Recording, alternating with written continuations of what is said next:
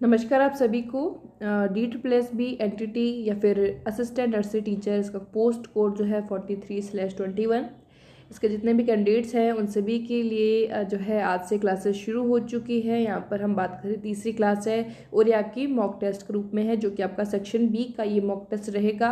और बिल्कुल हम हर एक प्रश्न को समझते हुए चलेंगे, जिससे कि आपके कॉन्सेप्ट भी क्लियर हो। ठीक है, तो ये आपका पहला मॉक टेस्ट होगा। इसका आप PDF जो है टेलीग्राम से डाउनलोड कर पाएंगे। जितने भी आपके मॉक टेस्ट अभी तक एग्जाम तक आपके चलेंगे, सभी को मैं एक लिंक पर अपलोड कर दूंगी, जहाँ से आप डेली अगर आप बाद में डाउनलोड करना चाहते हैं, रिवाइज करना चाहेंगे तो आप कर सकेंगे। ठीक है, और इसके अलावा मैं बिल्कुल एग्जाम से पहले जितना हो सके 200 से 300 क्वेश्चन आपको ऐसा सेट आपको मिले, जिससे कि आप अपनी प्रैक्टिस कर पाएँ। केवल और केवल हम बात करें तो आपका जो सेक्शन बी है और वो बिल्कुल आपके प्रीवियस ईयर क्वेश्चन पर बेस्ड होगा, और वो बिल्कुल पेड होगा, जो कि मिनिमम एकदम चार्जेस लिए जाएंगे, बहुत मिनिमम, जिससे कि उसकी जो क्वालिटी है वो बिल्कुल रहे। कि तो फ्री की जो चीज़ होती है उसका भी एक रहता है, बाकी वो बिल्कुल आपको जितनी मेहनत से वो बनाया जाएगा उसके लिए थोड़ा बहुत चार्जेस लिए जाएंगे। तो वो आपका लिंक जो है आपको टेलीग्राम पर मिल जाएगा। बाकी जैसे ही वो बन जाएगा आपको मैं यूट्यूब पर भी बता दूंगी। ठीक है, तो यहाँ पर हम मॉक टेस्ट या करने जा रहे हैं। तो पहला यहाँ पर मॉक टेस्ट ये आज का रहेगा, तो बिल्कुल आप नोट कर सकते हैं। इससे पहले के भी जो मेरे एंटिटी से रिलेटेड मॉक टेस्ट है उनको भी आप ज़रूर देख लीजिएगा। तो शुरू करते हैं, आप अपना पेन और कॉपी लेके रखिएगा।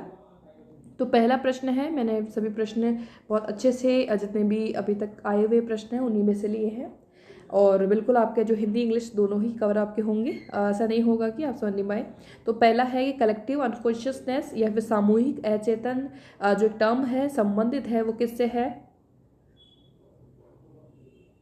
तो ये जो संबंधित है वो आपकी कार्ल जंग से है।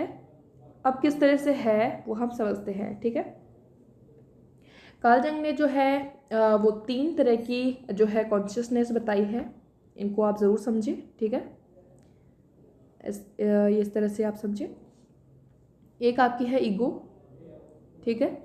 दूसरी है आपकी जो है पर्सनल कॉन्शियसनेस, पर्सनल व्यक्तिगत। ठीक है, तो ये पर्सनल और मैं PC लिख देती हूँ। ठीक है, पर्सनल कॉन्शियसनेस है, व्यक्तिगत जो है अचेतन है। और फिर है आपका कलेक्टिव कॉन्शियसनेस, मतलब सामूहिक अचेतन। ये 3 प्रकार की जो है इन्होंने क्या बताई है, कॉन्शियसनेस की बात की है। तो ये आपके 3 लेवल यहाँ पर रहेंगे। ठीक है, ये 3 लेवल किसने दिए हैं? कार्ल जंग ने दिए हैं। ठीक है, अब ईगो जो है वो आपका रिलेटेड जो है आपका डेली एक्टिविटी से है। और दूसरा जो आपका पर्सनल है वो आपका एक इंडिविजुअल के क्या थॉट होते हैं, क्या उसकी एक उसकी जो मेमोरी से रिलेटेड है, एक व्यक्तिगत तौर पर ये बात करेंगे।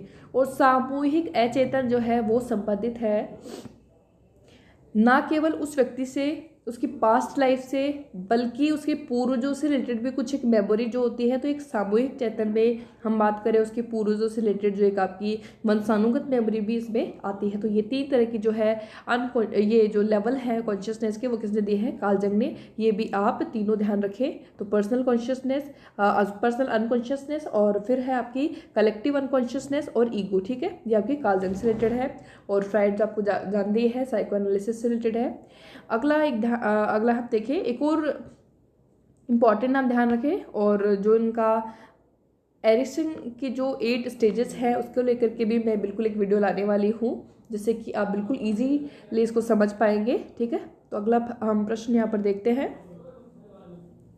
एनालिटिकल साइकोलॉजी या फिर विश्लेषणात्मक मनोविज्ञान संबंधित है।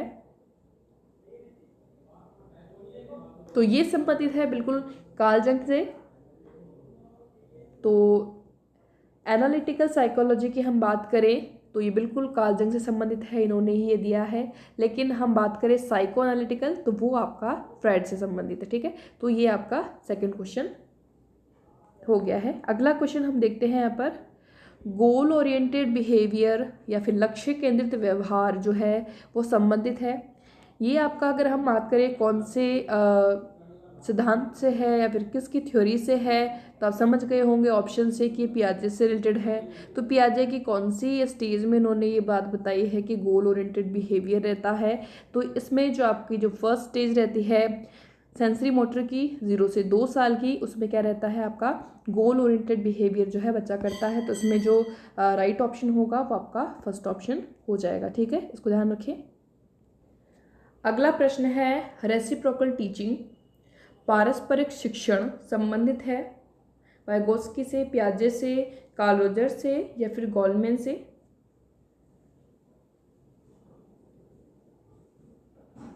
तो रेसिप्रोकल टीचिंग है या फिर पीयर ट्यूटरिंग है वो बिल्कुल वाइगोत्स्की से संबंधित है, ठीक है, और तो ये आप ज़रूर ध्यान रखें।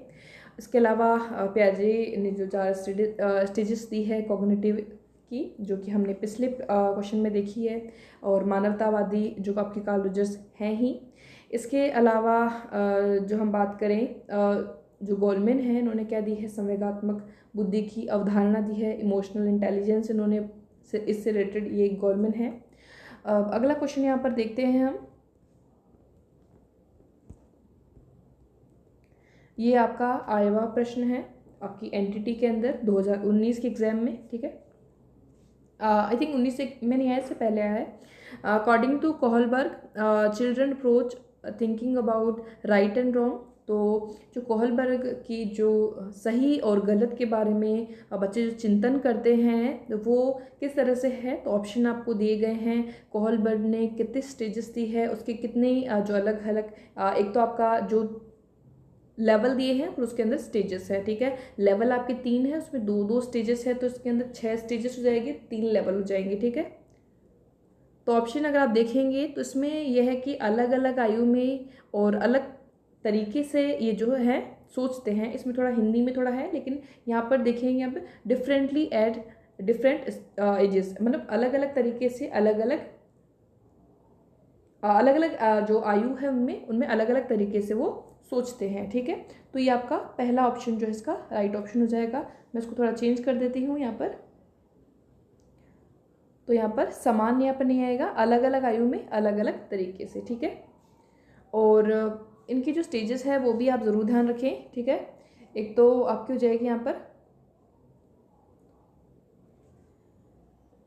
प्री कन्वेंशनल, ठीक है, फिर कन्वेंशनल और पोस्ट कन्वेंशनल, ठीक है, और इनमें 2-2 स्टेजेस हैं। इसका भी हम डिटेल में एक वीडियो देखेंगे जल्द ही, और बहुत जल्द जितना भी आपका कोर्स में क्या क्या चीज़ें पूछी जाती है, चाहे आपके ईसीसी से रिलेटेड जितने भी है कि बच्चे क्या क्या कुछ कर सकते हैं, आईसीडीएस से क्या रिलेटेड है, हर एक जो जितने भी मॉक टेस्ट में कवर हो जाएंगे। बाकी आपके जो 200 से 300 प्रश्न आपको मिलेंगे उनमें भी आपका कवर हो जाएगा, तो बिल्कुल आप चिंता ना करें इस चीज़ की।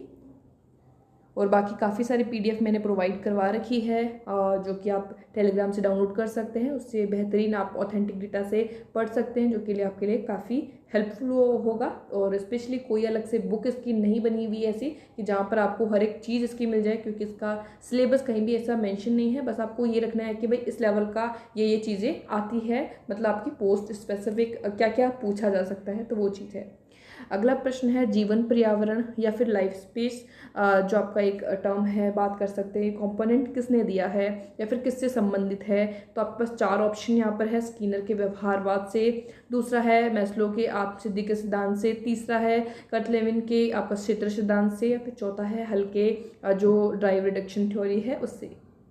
तो जीवन पर्यावरण या आपको लाइफ स्पेस बोल दे, ठीक है, तो ये आपका किससे संबंधित है, या फिर आपकी जो फील्ड थ्योरी है ये सभी रिलेटेड है कर्टलेविन से। तो आपका इसका राइट ऑप्शन होगा वो आपका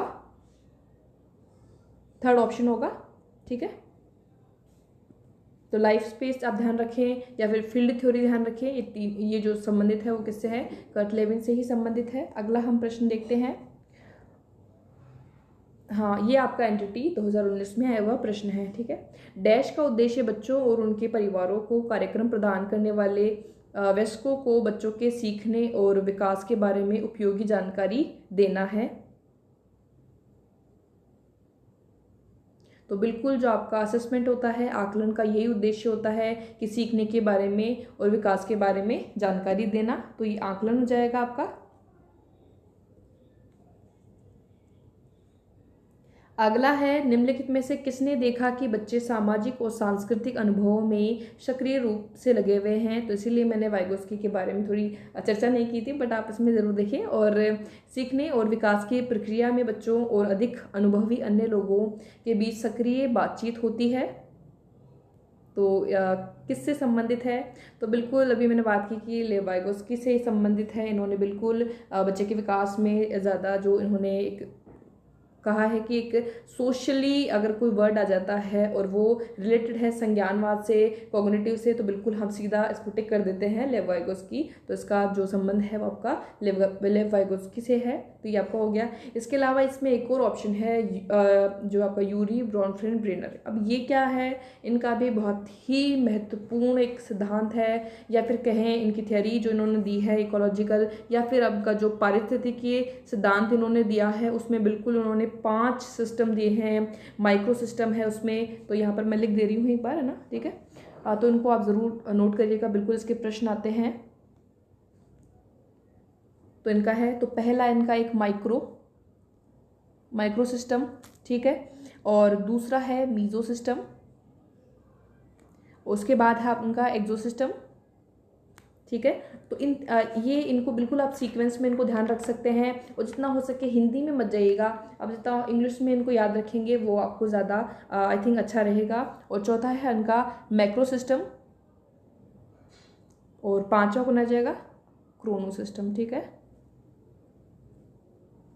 तो सभी में सिस्टम लगा हुआ है, मंडल इनको हिंदी में कह सकते हैं। ये 5 सिस्टम इन्होंने इसमें दिए हैं। अब आप ये भी समझ लीजिए कि किसमें क्या क्या चीज़ें संबंधित है इनके। तो पहला जो मंडल है उसमें क्या चीज़ें आती है? तो बच्चे का जो परिवेश है, बच्चे की जो जिससे एकदम वो इंटरेक्ट कर सकता है सीधा साथ में, जैसे परिवार है, उसके साथी सहयोगी हैं, उसके टीचर हैं, या फिर आस पड़ोस के जो भी लोग हैं, वो आपके आएंगे किसमें? इसमें माइक्रो सिस्टम में आएंगे। इसके अलावा नेक्स्ट जो आपका है जैसे कि जो मीजो सिस्टम में है, वो उसमें आएंगे कि एक बच्चे के माता पिता और अध्यापक से जो संबंध स्थापित करते हैं, वो किस में हो जाएंगे? मीजो सिस्टम में। तो आपका मीजो सिस्टम है। एक्सो सिस्टम में जैसे कि हम बात करें जो सामाजिक परिवेश की वे घटनाएं जो आती है, जो कि बच्चे के प्रत्यक्ष रूप से प्रतिभागित नहीं करती है, लेकिन इनडायरेक्टली करती है। जैसे कि बच्चे के माता पिता का अगर या फिर पेरेंट्स का कहीं और ट्रांसफ़र हो रहा है, तो कहीं ना कहीं उसको जो है वो प्रभावित करेगा, तो वो आपका हो जाएगा किसमें? एक्सो सिस्टम में। हिंदी में हम बात करें तो उसको बाह्य मंडल बोलेंगे, और मीजो सिस्टम को मध्य मंडल, और माइक्रो को लघु मंडल बोलेंगे। ये 3 सिस्टम हो चुके हैं। अगला मैक्रो सिस्टम जो आपका संबंधित है वो उसकी संस्कृति से। संस्कृति का जब भी नाम आ जाए वो किससे रिलेटेड हो जाएगा? तो आप इसको तो एक अलग ही कर लीजिए। मैक्रो में उसके संस्कृति से रिलेटेड जो भी चीज़ें आएंगी वो उसके वृहत मंडल में या फिर मैक्रो सिस्टम में आएगी। और क्रोनो सिस्टम आपका जो है वो उसमें आपकी आ जाएगी जो भी उसकी बहुत एक हाई लेवल पर एक बात करें, जैसे कि सामाजिक ऐतिहासिक परिस्थितियां, जैसे कि माता पिता का अगर तलाक हो गया है तो उससे क्या प्रभाव पड़ रहा है, आर्थिक एक स्थिति किस तरह से है तो उससे जो आघात लगता है, तो वो चीज़ें एक ये थोड़ा बड़े लेवल पर आप मान सकते हैं।